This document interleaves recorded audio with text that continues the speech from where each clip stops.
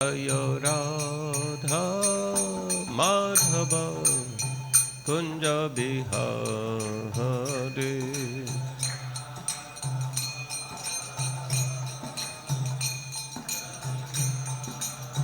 Jaya Radha Madhava Kunja Bihari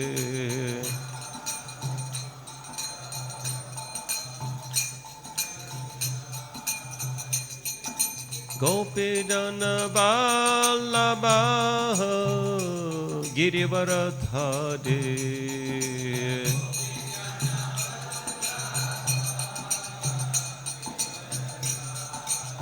Jaya Gopi Jana Vallabha Girivaradhari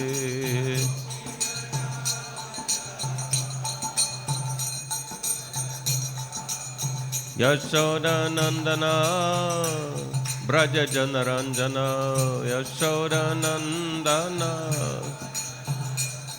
Yashoda Nandana Braja Janaranjana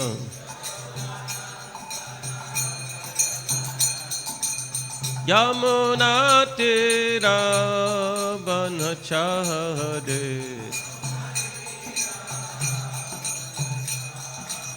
Yamuna Tira Vanachade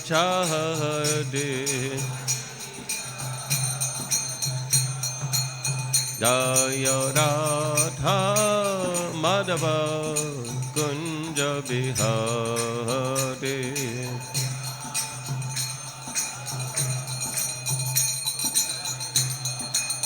Jaya Radha Madhava Kunja Bihari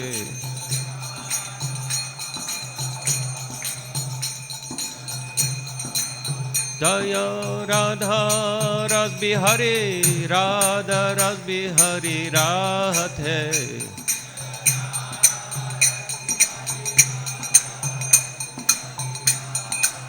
Jaya Sitaram Lakshmananuman Sitaram Lakshmananuman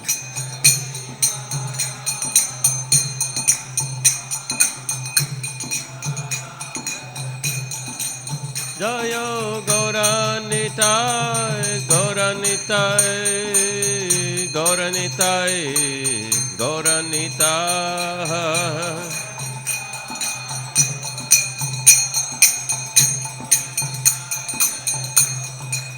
Prabhupada, Prabhupada, Prabhupada, Jai Prabhupada.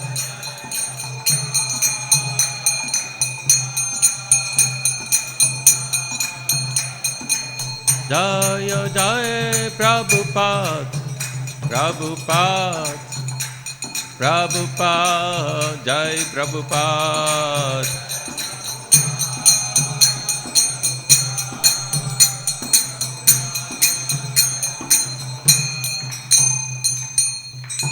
Shri Harinam Sankirtan Yagya ki jai, Grantaraj Srimad Bhagavatam ki jai, Srila Prabhupada ki jai, ISKCON Guru Vrinda ki jai, Samaveta Bhakta Vrinda ki jai, all glories to the assembled devotees, Nitai Gaur Premanande.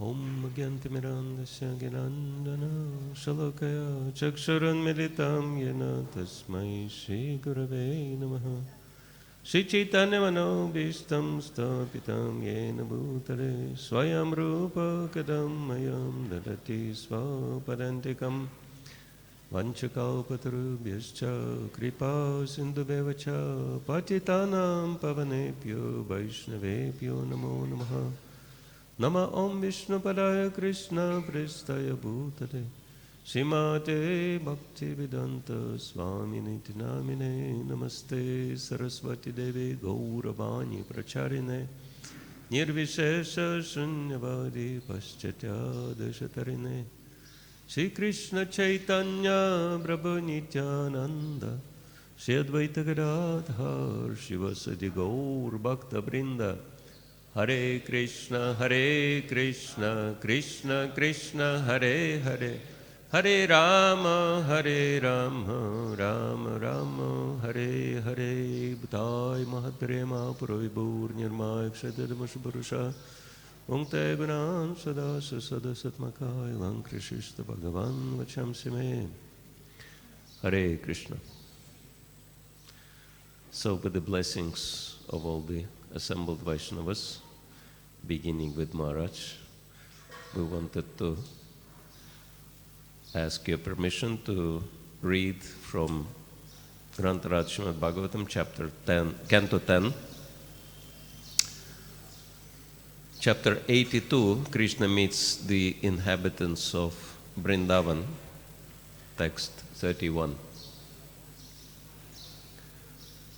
Om Namo Bhagavate Vasudevaya. Om Namo Bhagavate Vasudevaya. Om Namo Bhagavate Vasudevaya. Shri Shuka Uvacha. Shri Shuka Uvacha. Nandastatra Yadun Praptan. Nandastatra Yadun Praptan. Gyatva Krishna Purogaman. Gyatva Krishna Purogaman. Tatra gamat prito gopair. Tatra gamat prito gopair. Anastartai titrikshaya. Anastartai titrikshaya. Shri Shukovacha. Nandastatra yadun praptan. Gyatva Krishna Purogaman. Tatra gamat prito gopair. Anastartai didikshaya. Please.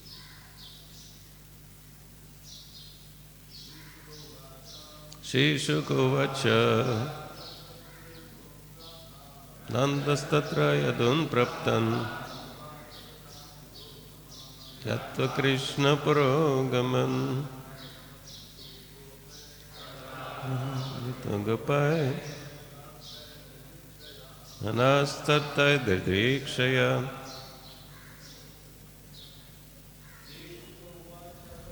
Sushugovacha.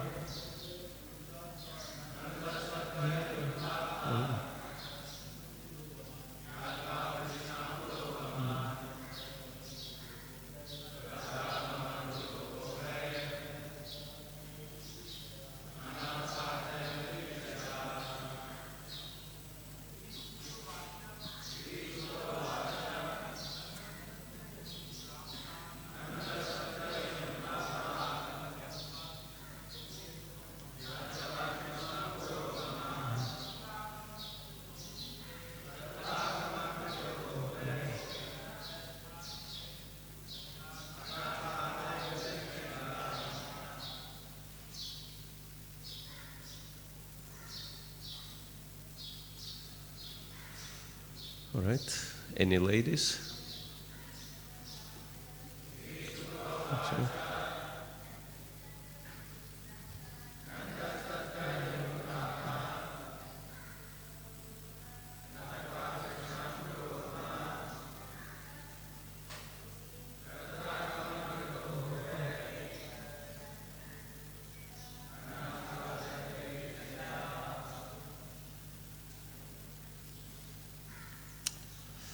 Synonyms: Shri Shukovacha. Shukadeva Goswami said, Nandaha, Nanda Maharaj, Tatra, there, Yadun, the Yadus. Praptan, arrived. Gyatva, finding out. Krishna, Lord Krishna. Puragaman, keeping in front. Tatra, there. Agamat, he went. Britaha, accompanied. Gopai, by the cowards. Anaha, on their wagons. Stha, placed. Arthai, whose possessions. Didrikshaya, wanting to see. Translation purport by the disciples of His Divine Grace, A.C. Bhaktivedanta Swami, Srila Prabhupada Ki Jai. Shukadeva Goswami said, when Nanda Maharaj learned that the Yadus had arrived, led by Krishna, he immediately went to see them, the cowards accompanying him, their various possessions loaded on their, accompanied him, their various possessions loaded on their wagons. Purport. The cowards of Braja were planning to stay at Kurukshetra for some days, so they came equipped with adequate provisions, especially milk products and other foods, for the pleasure of Krishna and Balaram. So this is the end of the purport. One sentence. I was told that I could read on, but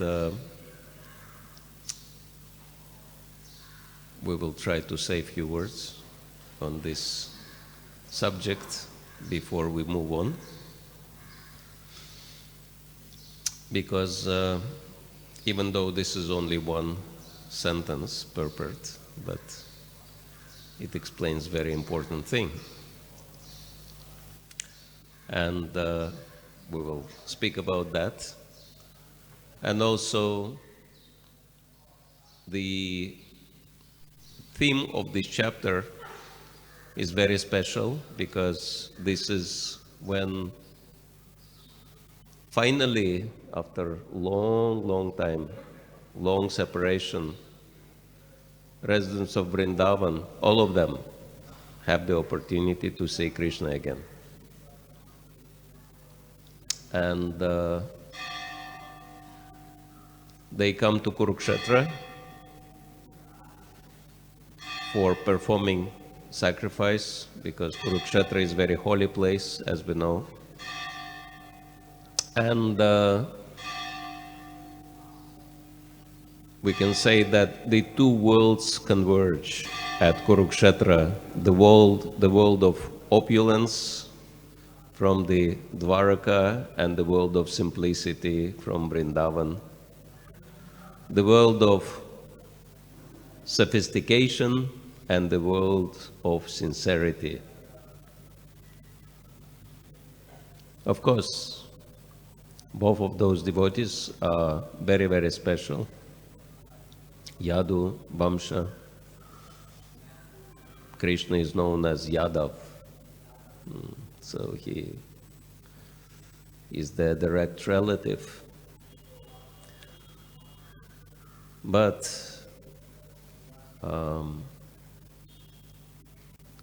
he comes to see also his very dear devotees from Vrindavan. Rather, they come to meet him at Kurukshetra. And here it's been described how eager Nanda Maharaj, and of course Yashoda is not mentioned, but we can well imagine how eager Yashoda was to see Krishna as well.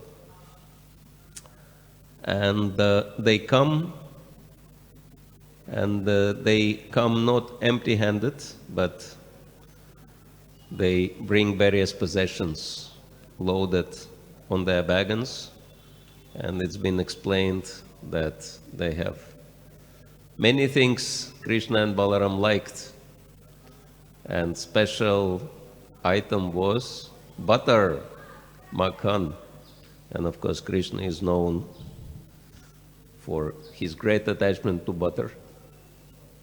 since his very early childhood. He even has number of names indicating that how much he is attached to butter. Makanchor, Navnitchor, Navanita Taskara, as Bhaktivinoda Thakur sings.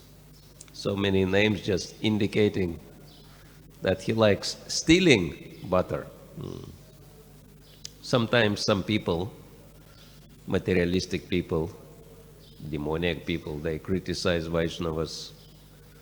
They say, what kind of God are you worshipping? He is a thief, he is a woman monger, he is a murderer. Interesting that there have been no one in the history of the planet who could compete with Krishna, even in murder, murdering 640 million people in 18 days. Only Krishna could accomplish such a task. So Krishna excelled everyone in every respect. But, well, because he is the Supreme Lord, he kills everyone anyway. What's the big deal of killing few people on this planet? But at least they get full benefit of leaving their bodies in his divine presence and going back home, back to Godhead. So, and stealing butter, everything belongs to Krishna anyway. So he is stealing his own butter. And as someone told Srila Prabhupada that, Krishna is immoral because he is dancing with other men's wives in the middle of night in the forest. And Prabhupada asked him, do you have your wife? He said, yes. Are you enjoying with your wife? He said, yes, this is my wife. Why can't I enjoy with her? And Prabhupada said, no. Everyone belongs to Krishna. Even your wife belongs to Krishna. So Krishna is not immoral because he enjoys with his property. You are immoral because you stole Krishna's property. So, yeah, if we accept Krishna as the Supreme Lord of all, then there are no any contradictions in our worship. And back to the point of Krishna stealing butter, there is a very beautiful description of that, given, of course, in many places by Shastra and Acharyas. And one of the special devotees who have described Krishna's pastimes is Kavi Karnapur. Actually, he is very special devotee of Sri Chaitanya Mahaprabhu because he is the son of that very Shivananda Sen who was organizing, the tours of the devotees going to see Sri Chaitanya Mahaprabhu at Jagannath Puri. Jai Shri Shri Gaur Nitai Ki Jai, Shri Shri Radharasbihari, Shri Shri Sitaram Lakshman Hanuman Ji Ki Jai. And so he described very special details of Krishna's pastimes. So we will read from his very famous book, Ananda Vrindavan Champu. So this is the chapter entitled Krishna's Childhood Pastimes. And special description is given to Krishna's pastimes of stealing butter. Krishna's pastimes of crawling about and drinking his mother's breast milk gradually stopped. Soon he walked on his lotus feet and started stealing butter. So as soon as he started walking, immediately he started stealing butter. Is there anyone who did not feel unlimited bliss when the Lord, who is the very source of bliss, enacted his childhood pastimes? One day, when no one was looking, Krishna began his pastimes of stealing fresh butter.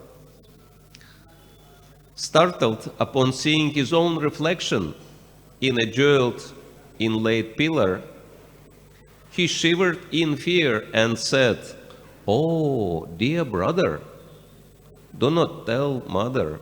I will save some butter for you, and you may enjoy too." Watching her mischievous son from a hidden place, Mother Yashoda heard these sweet broken words with great relish. Then she innocently appeared before Krishna and Ram.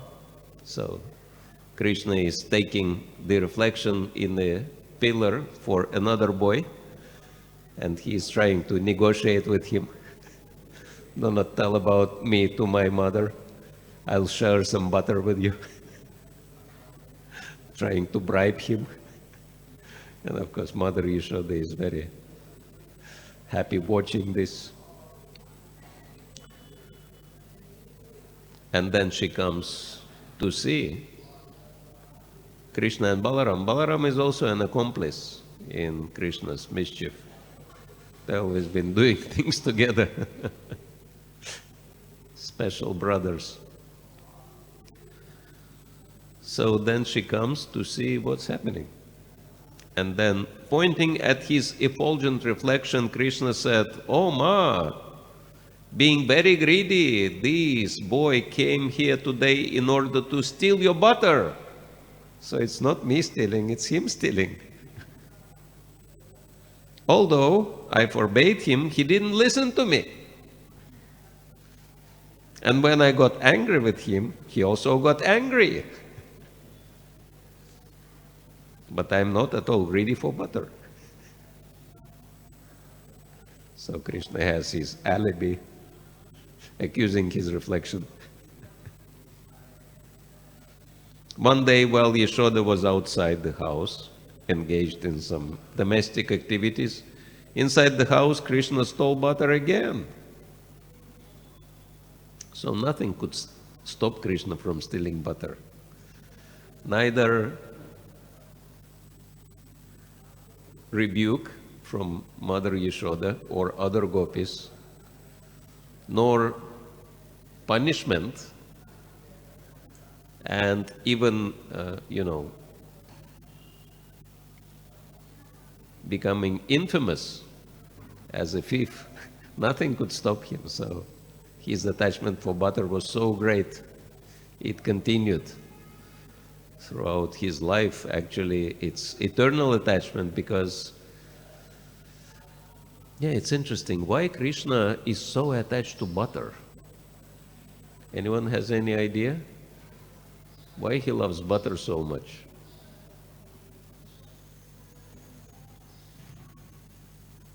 Because butter is coming from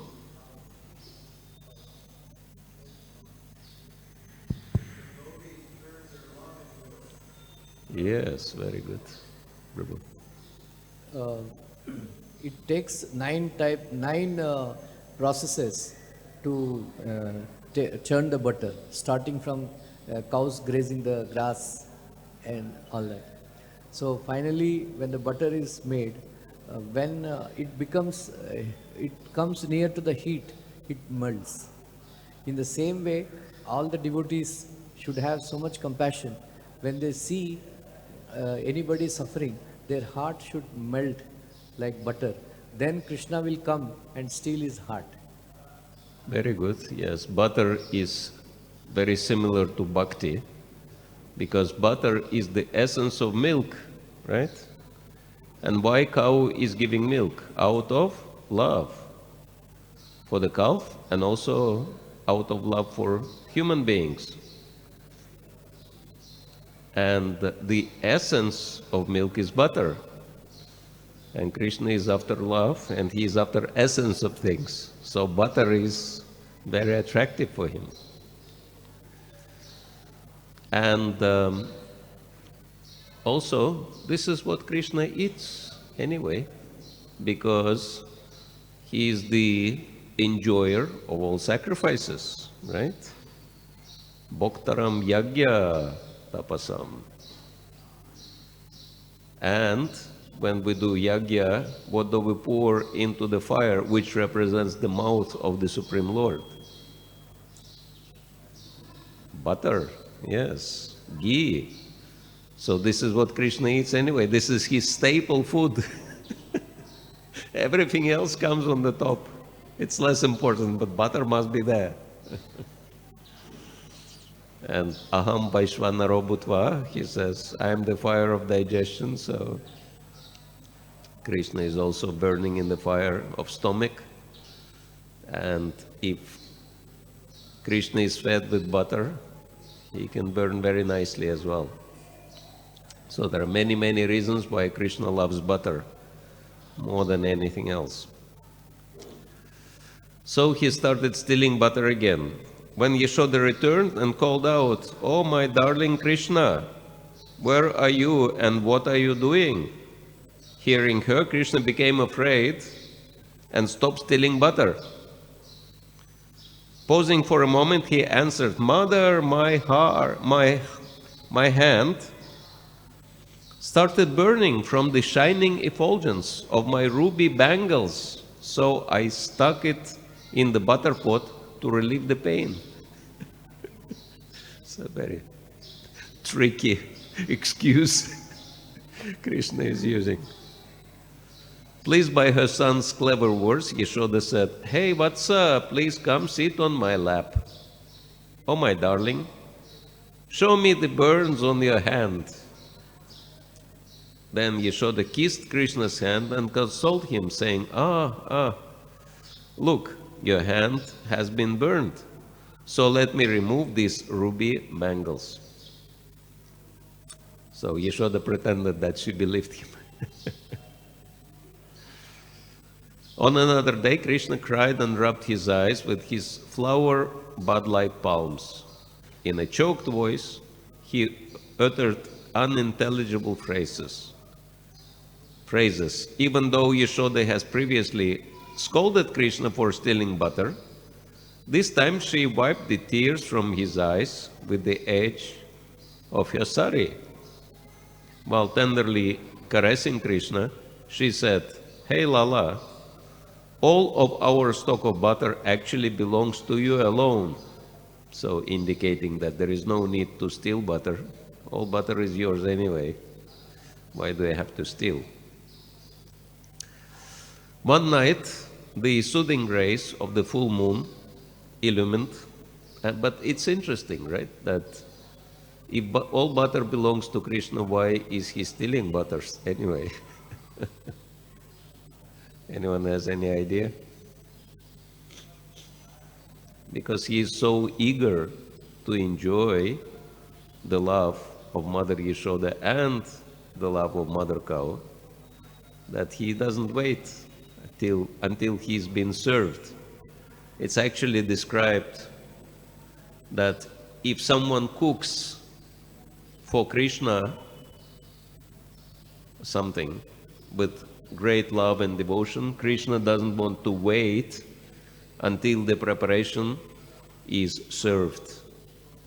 He starts tasting it right in the kitchen.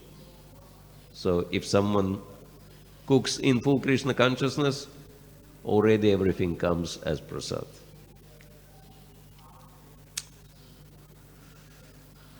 So Krishna is very eager for love.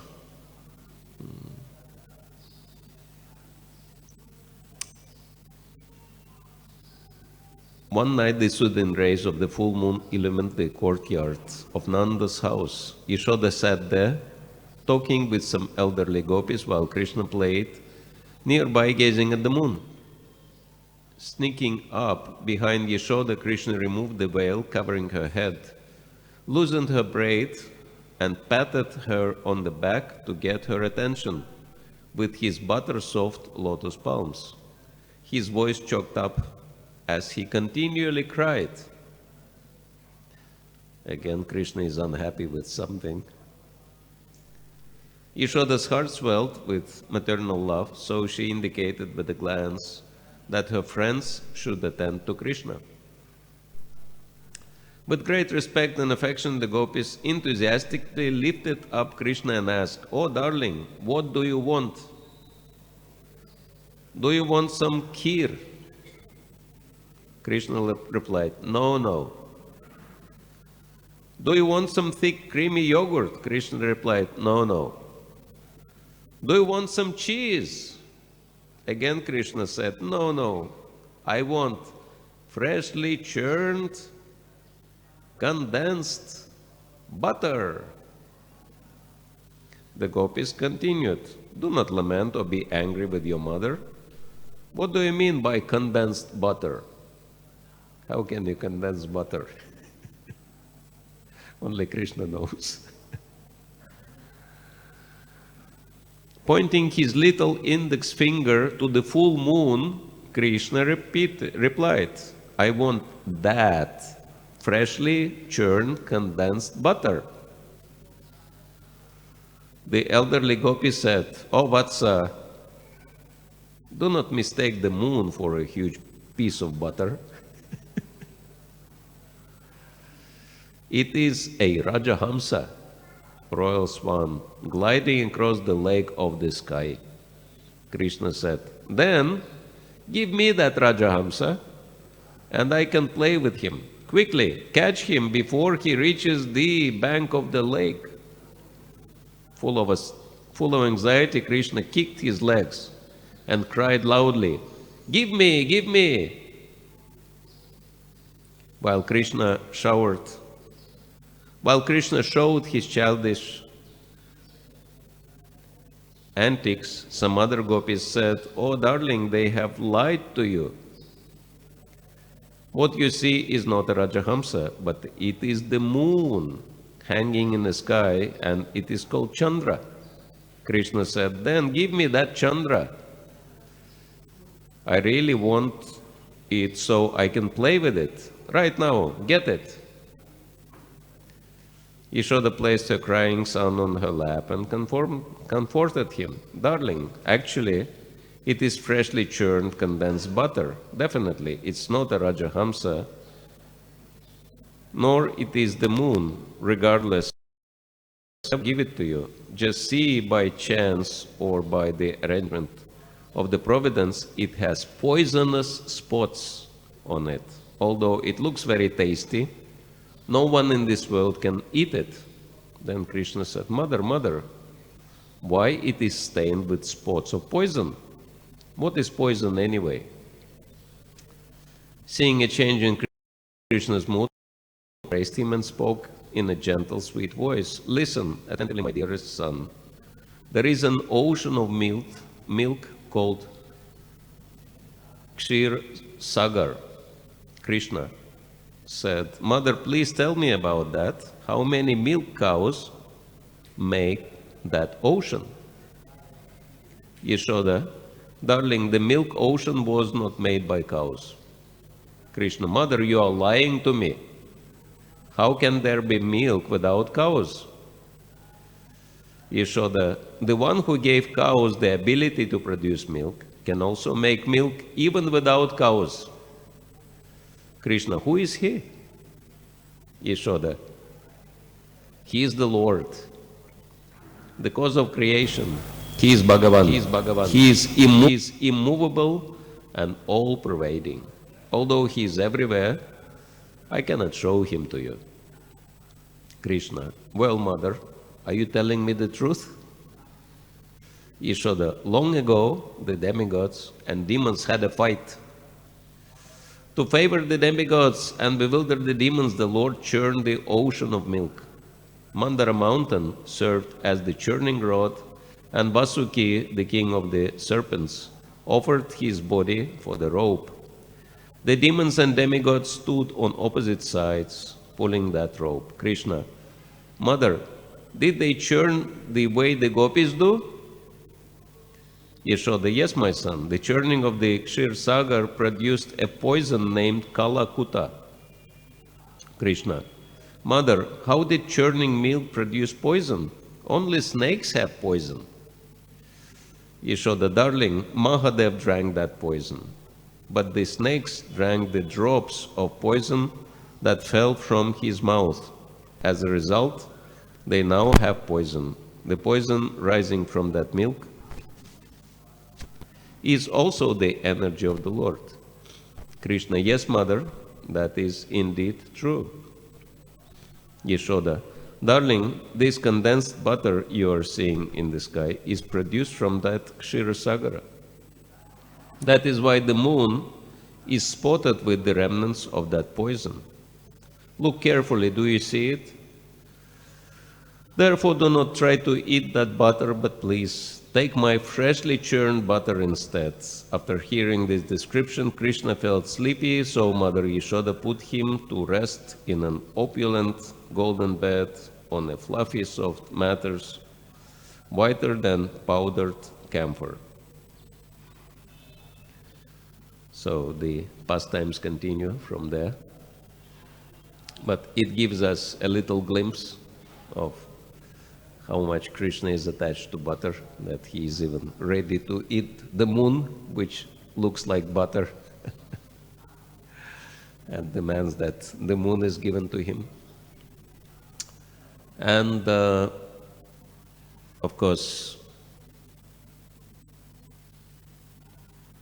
Brajabasis want to please Krishna, so they bring him what he really loves. So they bring lots of butter to make Krishna and Balaram happy. And this is a tradition. It's been described in Shastra that when we come to see the Supreme Lord, for example, in the temple, we should bring something, what the Lord really likes, or at least make some donation, because then pujaris can purchase something the Lord likes and offer it on our behalf. So, because love means giving, and it's very interesting that the foundational text of Bhakti, which is Bhagavad-gita, mentions so many times this single point that we should act as a matter of duty, but never be attached to the results of our activities.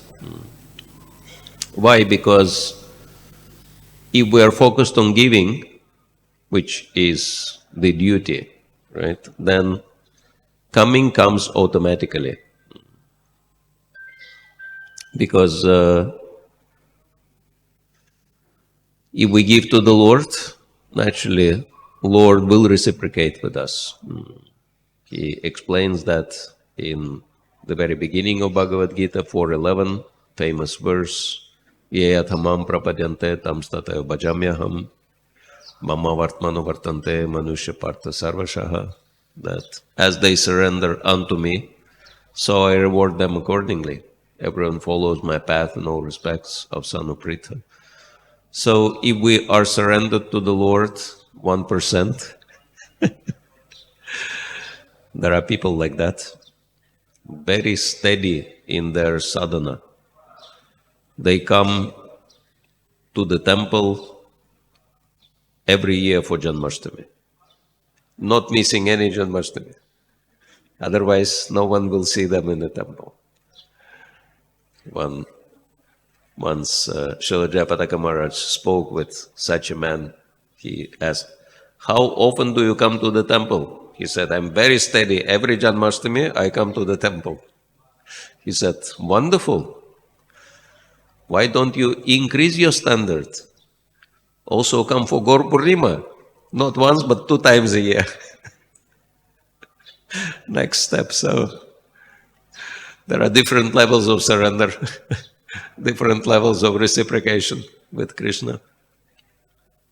So if we are surrendered 1%, then Krishna reciprocates 1%. But if someone surrendered 100%, then one has full reciprocation from Krishna. And it's very interesting that Brajabasis, they're so focused on Krishna that they only want to see Krishna happy no matter what. And Krishna is taking full care of them. Actually, it's very interesting that, recently we had some conversations with some devotees, and they were saying, construction work is very disturbing, very hard to live in the place where construction work is happening.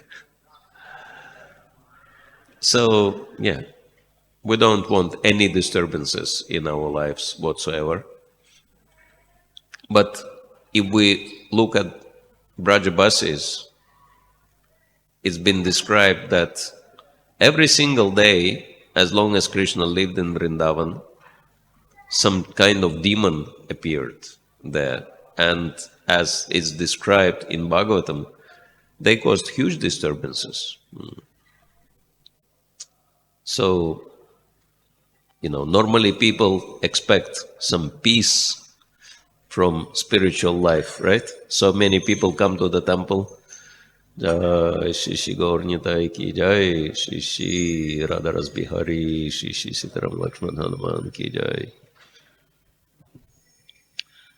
So many people come to the temple and they say, how do I get peace, right? We tell them, okay, chant Hare Krishna, you'll get your peace. But if we look at residents of Vrindavan, there was no peace for them at all. So many demons every day. And it says that not even once a day, normally twice a day, demons would attack Vrindavan.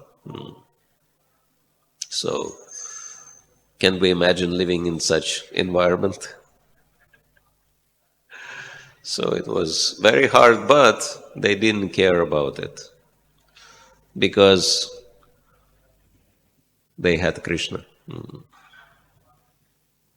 Recently we were remembering this statement by Kunti Devi. Of course, she is not a resident of Braj, but she has also very high level of devotion. And in the first canto, when she described all the problems her and her sons had to go through, then she made the conclusion, Vipada santu tashashvat tatra tatra jagadguru bhavato darshanat yatsya tapunar bhavadarshanaha. That let those miseries, she actually says shashvat, be permanent. Let this trouble be permanent. Tatra tatra jagadguru. Let them come again and again. Why? Asking for troubles, right? This is something strange. But she explains why, because she says,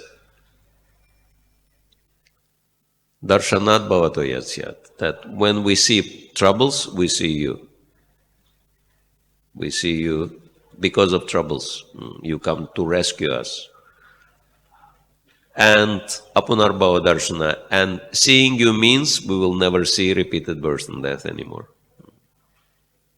So this is the pure devotion, that I would rather have troubles in Krishna consciousness than no troubles and no Krishna, right? So that's the mood of all the residents of Vrindavan, so they all lived like that. Trouble every day. As long as Krishna was there were so many demons in Vrindavan, but they didn't care because they knew that Krishna is there and Krishna will save them. But Krishna, of course, was concerned, and he knew that these demons, they are attacking Braj only because he is there. right? Because Kamsa is trying to get him. And then he decided to spare residents of Braj from all these disturbances. At the same time, kill all these demons. So he went on his mission on to Mathura and then Dwaraka. And there were so many demons to kill on the planet at the time that he couldn't come back to Braj. But sometimes we are wondering, could he just pay a short visit? Is it not? Why he was depriving the residents of Vrindavan for such a long time of his association? And actually, he sent Balaram to pacify the residents of Vrindavan. He sent Uddhava. Of course, he had double purpose in that. He wanted Uddhava to see their devotion, which really struck him. But he never went himself. And actually, it's been described in another amazing book, Brihad Bhagavatamrita by Srila Sanatana Goswami. What was the reason? Why Krishna would not pay at least a short visit and pacify the residents of Vrindavan who were so much suffering in his absence? Actually, there is a conversation described in Brihad Bhagavatamrita after Balaram goes back to Dwaraka, and he tells Krishna, "What are you doing? Why don't you go there, at least for a short while?" And Krishna explains. He says, "I cannot. I would love to, but I cannot go. Because now they only live by hope. The only reason they continue living is the hope that I will return. But if I return and leave, that last hope will be shattered and they're going to die. So if I go and leave them again, I will kill them. So rather, I will not go. Let them live by this hope that I will come back." So very interesting. Actually, Krishna didn't go to Braj out of compassion and love for residents of Vrindavan. But of course, for them, separation from Krishna was much more miserable than, all these troubles they had to face when all the demons were attacking Braj. We cannot imagine it, right? Just imagine. You're sitting peacefully listening to Bhagavatam class, and then some terrible monster storms in and kills and everyone and destroys everything, I'm wondering, how many of us would want to stay in the temple after such an event, right? Maybe we'll think, okay, temple is okay, but let me find some more safe and peaceful place. But not residents of Vrindavan, they would tolerate it on and on and on. Even though it was obviously so miserable. But they were enjoying Krishna's association so much that even that could not, bother them. It's amazing, right? Maybe a kind of gross example could be given that if someone influenced by a very powerful drug, that person will not feel any pain, right? Or will not care about some, problems. That's why, before making surgery, doctors give someone anesthesia, which is very powerful drug, and under that anesthesia they can cut people open and they don't mind because, they're totally absorbed in a completely different world. So in the same way, actually, Srila Prabhupada gave that comparison one time. He said, because, his early followers in America, especially, they were coming from hippie background, and many of them were taking very heavy drugs like LSD, completely, changing one's consciousness, right? Actually, it's interesting. I remember reading long time back, even before I joined the movement, how LSD was discovered. That one man, he used to be a pilot, and that drug is part of the fungus which grows on the grain, on the wheat or something, or I can't remember, one of the grains. So, and they harvested the grain and they made it in a flour and baked the bread, and that fungus was inside the bread. LSD was inside of the bread.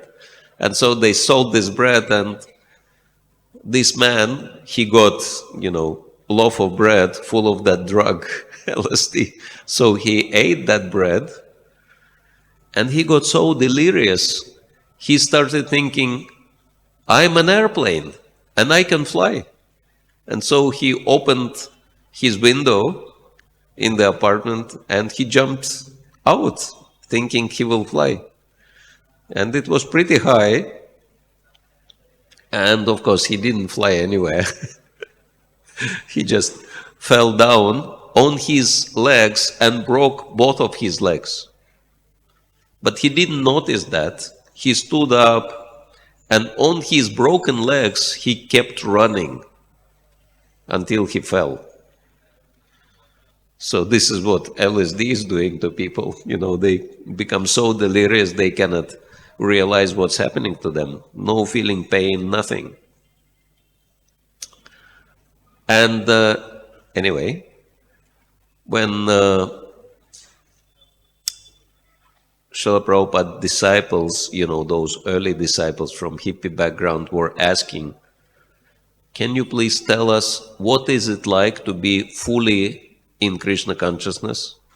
And Prabhupada, just to help them to relate to the familiar experience, he said, Krishna consciousness is like a big room full of LSD. So, because this is what they used to enjoy, right? He said, so much enjoyment you cannot even measure. Like that. And so, this kind of helps us to understand how come that the residents of Vrindavan, they didn't feel any disturbance due to so many external circumstances, because they had Krishna. So they enjoyed Krishna's association so much, they didn't care about any external problems. And of course, this is how Krishna consciousness has also been described in Bhagavad-gita, that one becomes totally oblivious to the dualities of this world, of pleasure and pain, heat and cold, suffering or happiness, because one becomes situated on that topmost level of spiritual enjoyment, which is Krishna consciousness, Anandamayo Bhyasat. And when Krishna left, they lost it. So, and their suffering was worse than what they had when Krishna was there, even despite of all the demons' attacks. So the demon of separation from Krishna was the worst for them. And so finally this chapter describes how Brajabasis, they come and they get the opportunity to see Krishna again. So it's a very wonderful chapter, and there will be more descriptions, but let's leave some time for any possible comments, suggestions, complaints. questions, if there are any. Maybe Maharaj could add something. We have another microphone, right? Okay.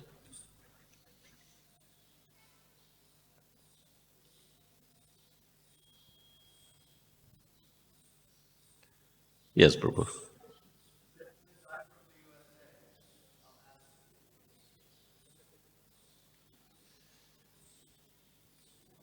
Hare Krishna. So I'm from USA, and it's very popular in the USA to become vegan.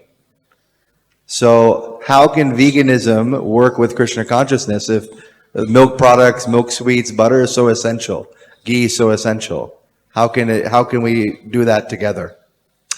Well, vegans, their main problem with the butter, it's not that, or milk products, it's not that they, don't like milk products, but the idea is that,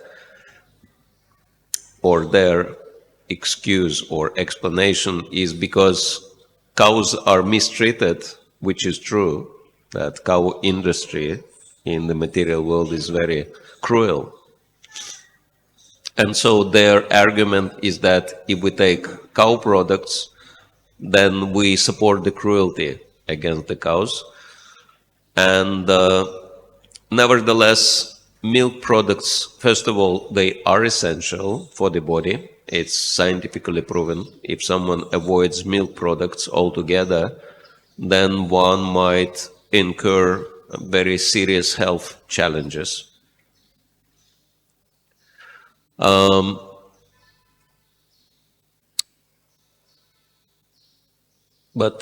it's also important to understand that if we offer milk products to Krishna, then actually those cows who give these milk products, they get benefit from that. So if we avoid offering those milk products to Krishna, then, these cows will just suffer without any benefit. But their point is also true, and that's why we see number of senior leaders in our society, including Radhanath Maharaj and Vaisheshika Prabhu and many others. They make it the point that we will be taking milk products, but only from protected cows.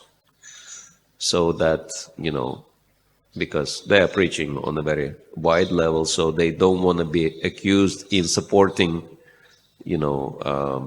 cruelty towards the cows. So, the sentiment is good that these people, they want to finish cruelty against the cows, but it's only taken on the material level. They do not take into consideration the spiritual aspect of it. But of course, cow protection should solve these problems. And we can see that Srila Prabhupada was very much stressing cow protection. And I think it's very important for us to become more active in that field as well. Hare Krishna. So, anyone else would like to ask, Prabhu?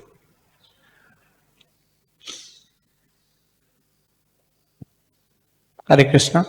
Maharaj, very lovely explanation of why Krishna loves butter. It was really amazing. I think the whole element of love and how you related to it was amazing. I had one specific question on when you were explaining how poison came in, and that's also an energy of the Lord.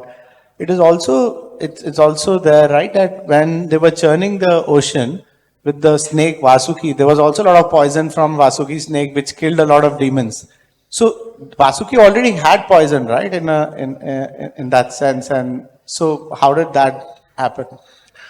Well, the description of the 8th canto of Srimad Bhagavatam does not tell that Vasuki was emitting poison. It says that he was emitting fire from his mouth because he was so hungry, and the fire of digestion was coming out from his mouth.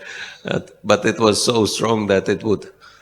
It's really funny description that the demons and demigods, they were meant to decide who will be holding which side of Vasuki, who will be holding Vasuki's head, who will be holding Vasuki's tail, right? And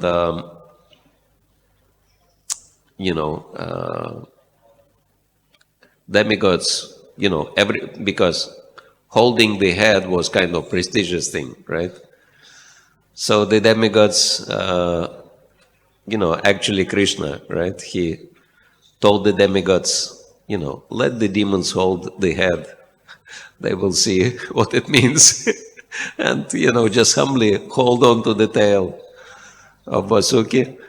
And demons were very proud. Yeah, we're going to be at the head of the whole operation. So they held the head of Vasuki. But then Vasuki started emitting this fire from his mouth, and they were all getting burnt and were suffering. And, the demigods peacefully were holding the tail, being very cool, etc. So there was no description of him having poison as such. He was, burning demons with the fire from his mouth. Thank you, Maharaj. Hare Krishna. All right.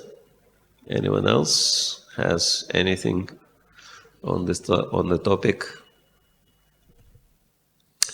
If there are no more questions, we wanted to thank everyone for your kind attention and wish you the best in your spiritual development as well as your preaching.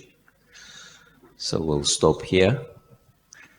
Grantaraj Srimad Bhagavatam ki jai, Srila Prabhupada ki jai, Nitai Gaur Premanande. We also have Nrsingadev Abhishek oil. If anyone wants, you can come